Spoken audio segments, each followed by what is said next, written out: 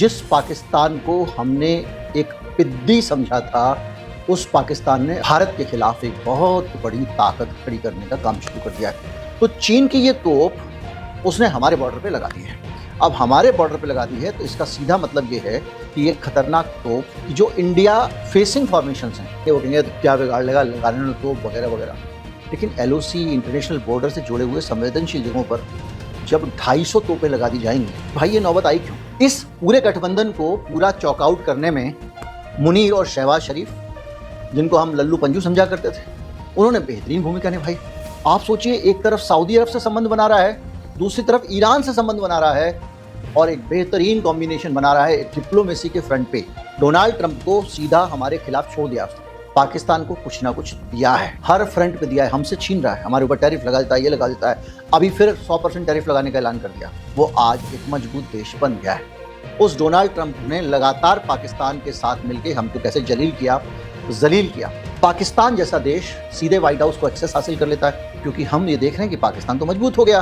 तो आपने तो कहा था ऑपरेशन सिंदूर जारी है, क्या हुआ जब आपका इलेक्शन का इंतजार है? आपने पाकिस्तान को बिला वजह आप उनके घर में घुस गए लट्ठ लेके, दो लट्ठ वट्ठ टूटा, जो कुछ हुआ उसके। देश की सरकार चुनाव से दूर कुछ देखना ही ना चाहे, सारा ध्यान अपने और अपनी पार्टी की तरक्की पे हो, तो दूर का दिखना तो बहुत बड़ी बात है। और इस दूरदर्शिता की कमी भारत के लिए लगातार खतरनाक बनती जा रही है, और ये खतरनाक बनती जो स्थिति है, ये कब घातक हो जाएगी इसकी कल्पना भी नहीं की जा सकती। जिस पाकिस्तान को हमने एक पिद्दी समझा था, उस पाकिस्तान ने भारत के खिलाफ एक बहुत बड़ी ताकत खड़ी करने का काम शुरू कर दिया है। और ये इसलिए हो रहा है क्योंकि हमारी लीडरशिप ने एक अनावश्यक काम किया, एक ऐसी गलती की जिसका कोई मतलब नहीं था और उससे कुछ हासिल भी नहीं हुआ है। आज हम बात करेंगे कि किस तरह से भारत के खिलाफ पाकिस्तान ने एक बड़ा जमावड़ा बनाना शुरू कर दिया है। मैं बात नहीं करूंगा कि जो 3 देशों का समझौता हुआ है, टर्की और सऊदी अरब वाला, उस पर बाद में आएंगे। उससे भी ज़्यादा कुछ बड़ी और महत्वपूर्ण चीज़ें हो रही हैं जो सीधे भारत के लिए खतरनाक है। हमारे एकदम बॉर्डर पे पाकिस्तान ने SH-15 लगा दिए। ये SH-15 क्या है, ये जानना बहुत ज़रूरी है, जिससे हम समझेंगे आगे जाके कि ये SH-15 सिर्फ एक कदम नहीं है, एक घटना नहीं है, बल्कि घटनाक्रमों का एक पड़ाव है। SH-15 एक 155 mm के व्यास वाली 52 कैलिबर की सेल्फ प्रोपेल्ड हार्वेस्टर है। अब सेल्फ प्रोपेल्ड क्या होता है? सेल्फ प्रोपेल्ड का मतलब जिसको किसी दूसरी गाड़ी से, अगर कोई तोप होती है तो आप क्या करते हो, उसको ट्रैक्टर में या किसी चीज़ में बांध के ले जाते हो, बोले ये अपने आप ही चलती है। और ये इसको खास बनाती है। आपको उसमें खास बनने की क्या बात है? इसको खास इसलिए बनाती है क्योंकि ये चाइना में PCI 181 नाम से जानी जाती है, और ख़ास इसलिए बनाती है क्योंकि इसके अंदर सेल्फ प्रोपेल्ड होने के कारण शूट एंड स्कूट की सुविधा है। अब ये क्या होती है शूट एंड स्कूट की सुविधा? वैसे समझिए इसको सरल तरीके से भाई साहब, जो आमतौर पे ज़्यादातर तोपों में नहीं होता है, इसलिए आपको इसमें अचरज होगा, इसलिए आपको ये विशिष्ट है, ये पता लगेगा। इस तोप को क्या है कि समझ लीजिए गाड़ी के ऊपर तोप लगी है, ट्रक के ऊपर, ये मारेगी और भाग जाएगी। तो शूट एंड स्कूट, इससे क्या होता है, इससे जो मिलिट्री वॉर है उसके हिसाब से ये बड़े काम की चीज़ होती है। यहाँ से मैंने उठा के मारी आपको तोप का गोला, और ये 50 किलोमीटर दूर तक मार कर सकती है। इस पर डिपेंड करता है कि उसमें गोला कौन सा लगाया। अब मैंने यहाँ से आपको गोला चलाया, तो आप क्या करोगे, आपका पूरा सिस्टम ट्रैक करेगा, यहाँ से गोला आया था, वापस जवाब मारो, तब तक वो गोला मार के भाग जाएगी दूसरी जगह पे। और इसकी रफ्तार थोड़ी बहुत नहीं, 90 किलोमीटर की रफ्तार से ही भाग सकती है। तो चीन की ये तोप उसने हमारे बॉर्डर पे लगा दी है। अब हमारे बॉर्डर पे लगा दी है तो इसका सीधा मतलब ये है कि ये खतरनाक तोप, जो एक ब्लाइंड जिसको कहते हैं, वो बम्बार्डमेंट के लिए नहीं है। इस तोप के अंदर ऑटोमेटेड सिस्टम लगे हुए हैं, जिनके ज़रिए ये बड़े प्रिसिशन के साथ ही फायर करेगी, कहीं पे भी नहीं होगी। पाकिस्तान ने इसको लगाया है कि जो इंडिया फेसिंग फॉर्मेशंस हैं, जहाँ पे भारत की सीमा है, भारत से मुकाबला है, वहाँ पे लगाया है। अब आप जो कहेंगे वो कहेंगे तो क्या बिगाड़ लेगा, लगाने में तो वगैरह वगैरह, लेकिन LOC इंटरनेशनल बॉर्डर से जुड़े हुए संवेदनशील जगहों पर जब 250 तोपें लगा दी जाएंगी, तो आपको सोचने के लिए मजबूर होना पड़ेगा कि भाई ये नौबत आई क्यों? ये नौबत क्यों आई, कैसे आई? इसको समझने से पहले आप ये जान लीजिए कि इससे ठीक पहले एक और घटनाक्रम हुआ था। घटनाक्रम हुआ था कि मक्का में 3 देशों के लोग इकट्ठे हुए, पाकिस्तान हुआ, सऊदी अरब हुआ और टर्की हुआ। इन तीनों लोगों ने मिलकर तय किया जो हम तीनों एक, हमारा तीनों का दुश्मन कॉमन होगा। मतलब ऑफेंस में नहीं, पाकिस्तान अगर किसी पे हमला करे अफगानिस्तान पे तो ये नहीं टर्की पहुंच जाएगा, लेकिन अगर पाकिस्तान पे कोई हमला करेगा तो बचाने आ जाएगा। यानी एक दूसरी सेफ्टी उसने ली तगड़ी वाली कि भाई मेरे लिए सऊदी अरब खड़ा होगा और मेरे लिए टर्की खड़ा होगा, यानी भारत हमला करे तो मैं इन दोनों से सेफ रहूंगा। इस पूरे गठबंधन को पूरा चॉकआउट करने में मुनीर और शहबाज शरीफ, जिनको हम लल्लू पंजू समझा करते थे, उन्होंने बेहतरीन भूमिका निभाई। उससे थोड़ा पीछे और चले जाइए तो यही ईरान बड़े मजे से, यही पाकिस्तान, माफ कीजिए, बड़े मजे से ईरान और अमेरिका के बीच में वार्ता करा रहा है। आप सोचिए, एक तरफ सऊदी अरब से संबंध बना रहा है, दूसरी तरफ ईरान से संबंध बना रहा है और एक बेहतरीन कॉम्बिनेशन बना रहा है डिप्लोमेसी के फ्रंट पे। हम जाते हैं, गले मिलते हैं, हम जाते हैं, डांस देखते हैं, हम जाते हैं, ढोलक बजाते हैं, बांसुरी बजाते हैं और आ जाते हैं। और वो सीरियस तरीके से हमको फॉलो कर रहा है। डोनाल्ड ट्रंप को सीधा हमारे खिलाफ छोड़ दिया उसने। आप सोचिए कि वहाँ के आर्मी चीफ को, जो फील्ड मार्शल है उनका, उसको बुला के डोनाल्ड ट्रंप लंच में बुला रहे हैं। उसी दौरान मोदी जी जब ट्रंप से मिलने जाते हैं तो वो व्हाइट हाउस में बाहर उनको लेने नहीं आते हैं, स्टाफ को भेज देते हैं। और ये पूरा का पूरा जो वो कर रहा है, इसको करने के साथ साथ शहबाज शरीफ भी लगा हुआ है, मुनीर भी लगा हुआ है, और उनके कितनी मल्टी डायमेंशनल फॉर्मेशन है कि देखिए, सऊदी अरब और ईरान एक दूसरे के दुश्मन है लेकिन पाकिस्तान के दोस्त हैं। और डोनाल्ड ट्रंप ने उसके बाद से लगातार पाकिस्तान को कुछ ना कुछ, अभी आएंगे कि हमारी वाली गलती क्या थी, पाकिस्तान को कुछ ना कुछ दिया है, हर फ्रंट पे दिया है। हमसे छीन रहा है, हमारे ऊपर टैरिफ लगा देता है, ये लगा देता है। अभी फिर 100% टैरिफ लगाने का ऐलान कर दिया। पाकिस्तान के अंदर क्रिप्टो लगाएगा, पाकिस्तान के अंदर सोने का खनन करूंगा, वहाँ से मैं तेल निकालूंगा, वहाँ से मैं वो लिथियम निकालूंगा, ये सब करता रहता है बीच बीच में, आप सब देखते रहते होंगे। उस पाकिस्तान के साथ जो चीन के साथ भी दोस्ती रखे हुए, आज चीन उसको गन दे रहा है, भारत के खिलाफ तोप दे रहा है।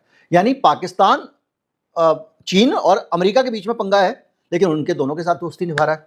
तो आप उनको कितना भी बुरा भला कह लो, वो हमारे दुश्मन है, लेकिन उनकी डिप्लोमेसी हमारे खिलाफ लगातार कामयाब हो रही है। वो क्यों हो पा रही है, इसको भी अगर हम समझना चाहें तो थोड़ी देर में समझेंगे, लेकिन अभी कुछ चीजें डोनाल्ड ट्रंप ने भारत के साथ क्या क्या किया मुनीर को हलाल खिलाने के बाद। लेकिन मुनीर को लंच पे बुलाने के वाली कहानी पे जाएंगे, इस बीच में हम ये जान लें कि पाकिस्तान ने सिर्फ ये तोपें हासिल नहीं की हैं, बहुत सारे हथियार उसको मिले हैं, जिसमें आप कह सकते हो CH-4 CH-5 long range drones मिले हैं जो दूरी तक जाके मार कर सकते हैं। लाइटरिंग एम्यूनिशंस, ये क्या होते हैं?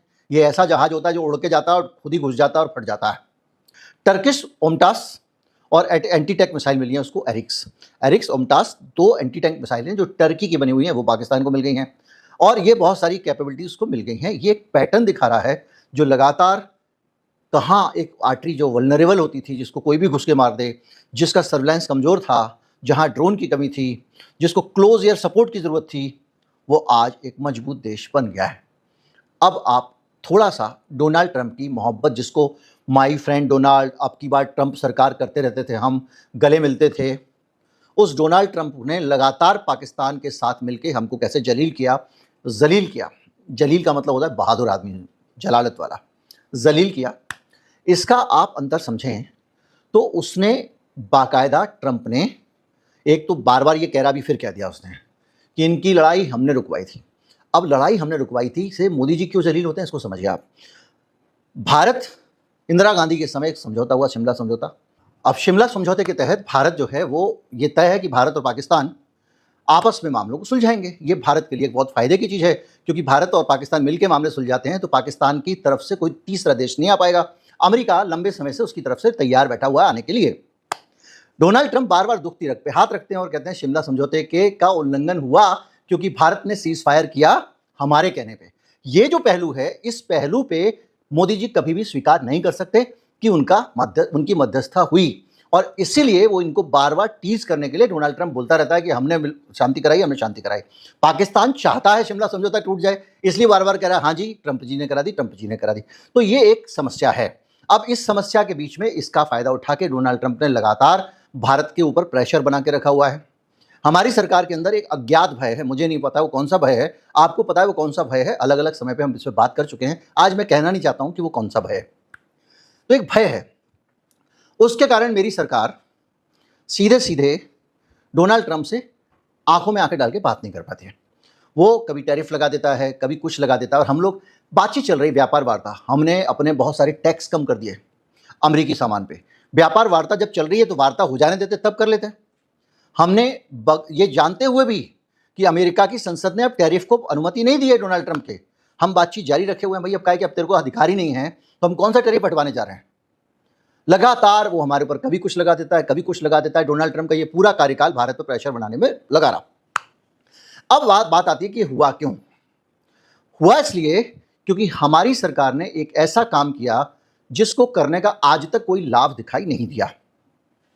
वो था ऑपरेशन सिंदूर। ऑपरेशन सिंदूर क्यों किया था? क्योंकि 25 अप्रैल को 26 लोग मार दिए थे वहां पर पहलगाम में, और उनके आतंकवादियों ने मारे, ऐसा हमने माना, और बाद में मुठभेड़ में उनके मारने की बात भी हमने कही 7 मई को। लेकिन हमने क्या किया, उस एक दुर्घटना के बाद में, एक आतंकवादी वारदात के बाद में, उस आतंकवादी वारदात का जो तरीका था वो भारत की सांप्रदायिक विभेदवादी राजनीति को मजबूत करने और समाज को बांटने वाला था। लेकिन इसका लाभ भी यहाँ की राजनीति को मिलता है, तो हो सकता है यहाँ की राजनीति ने कुछ लाभ खोजा हो, उसमें हमें नहीं पता, हमें उसमें जाना भी नहीं है, और हमको क्या लगता है इससे ज़्यादा फर्क भी नहीं पड़ता। लेकिन उस घटना के बाद भारत सरकार ने पाकिस्तान पे अटैक किया, ये कहा कि हम टेररिस्ट इंफ्रास्ट्रक्चर पर स्ट्राइक कर रहे हैं। भारत का मिलिट्री ऑपरेशन हुआ, उसके बाद में हमारे कई एयरक्राफ्ट खोए, ऐसी खबरें आई। भारत ने दुनिया भर में अपने पार्लियामेंट्री डेलीगेशन भेजे, दुनिया भर में हर जगह जा जाके हमारे प्रतिनिधिमंडल जा रहे थे, कहीं शशि थरूर जा रहे थे, कहीं कोई जा रहे थे भारत का पक्ष रखने हैं। हाथ में क्या आया? कितने देशों ने हमारा समर्थन किया, कितने देशों ने कहा कि पाकिस्तान, ये जरूर होने लगा कि भैया पाकिस्तान को सबूत देना चाहिए था, हमला नहीं करना चाहिए था, ये बयान आने लग गए। अब आप सोचिए, उसके बाद में अमेरिका अपने घर पे वो लंच पे बुला रहा है मुनीर को, डोनाल्ड ट्रंप हलाल खिला रहा है, इसके साथ बहुत सारी चीज़ें हो रही हैं।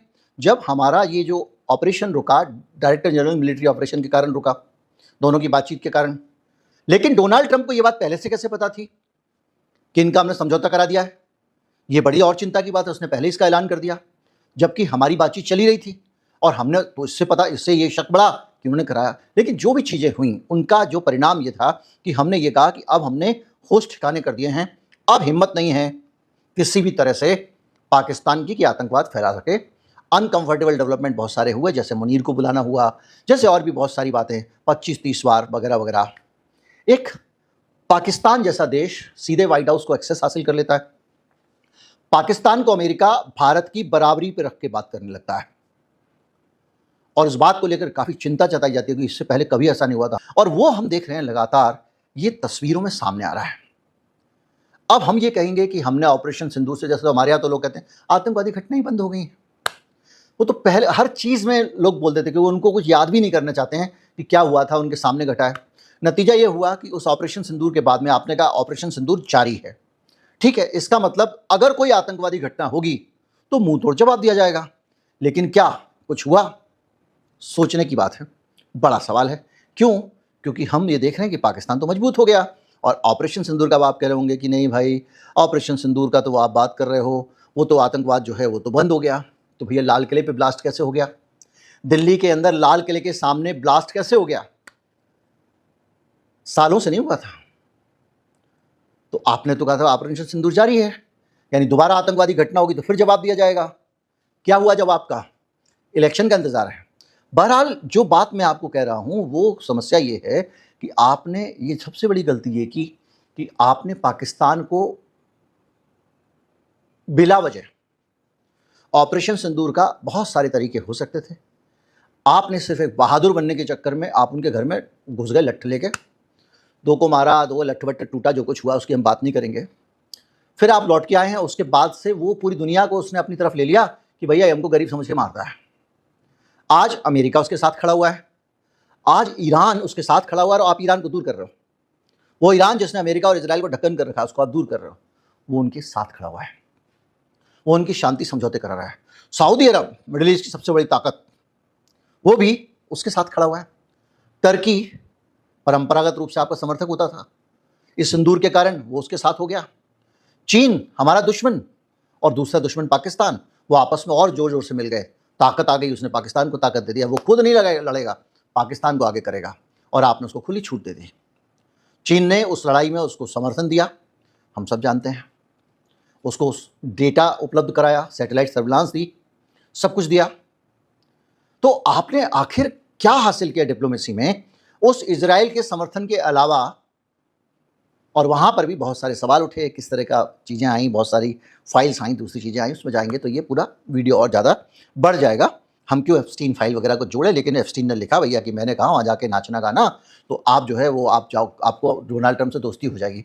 और देखा मेरी बात सही निकली, ये लिख रहा है वो किसी को, फालतू आदमी था, उसने लिखा होगा, इसे हमको नहीं पता। लेकिन कुल मिला के आपकी एक गलती है, आपका एक गलत फैसला आज भारत को दुनिया के धरातल पे धीरे धीरे भारत के दोस्तों की गिनती कम करता जा रहा है।